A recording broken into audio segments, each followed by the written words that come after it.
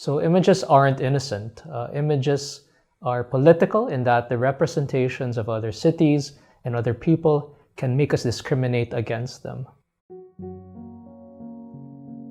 I was always interested in literature and film, so I'm interested in different forms of visual culture, so film, photography, architecture, digital media. So ever since I was in high school, I would be really interested in reading novels. There weren't any DVDs at the time, so it's difficult to access films. I had to buy bootleg VHS tapes of art house films from World Cinema.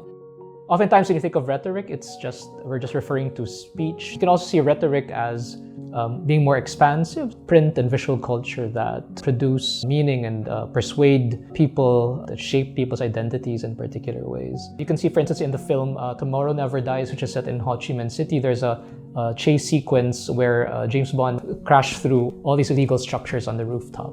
Infrastructures in Southeast Asian cities are portrayed as being fragile, as vulnerable. And then you can contrast that with how Northeast Asian cities are portrayed in Hollywood films. Tokyo and Shanghai are now seen as the prototype of the urban futures.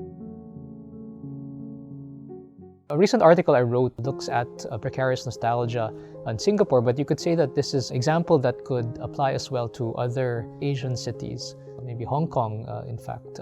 So precarity is a term that refers to economic and social instabilities. People who were guaranteed a stable career in the past are no longer that confident about their economic future. People in Singapore have written about how nostalgia is refusal of the present, so an antagonistic refusal of the present. This idea was developed in reference to Southeast Asian nations, but then Hong Kong as a city is very similar to a lot of the major Southeast Asian cities in that they originated as port cities, has always been open to movement of global flows. People who live in Hong Kong are also very diverse as well. So there's an idea of identity of that city needing to be open to diversity.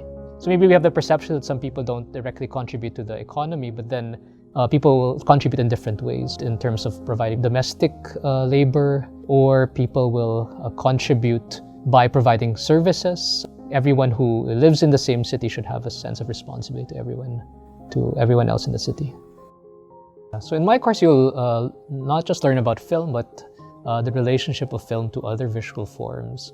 You'll also learn about different Asian contexts. Films from different parts of Asia, so not just the Hong Kong film, but also Japanese film, Chinese film, Thai film, Filipino films. And then also you'll learn about cultural representations that's produced in different Asian contexts as well.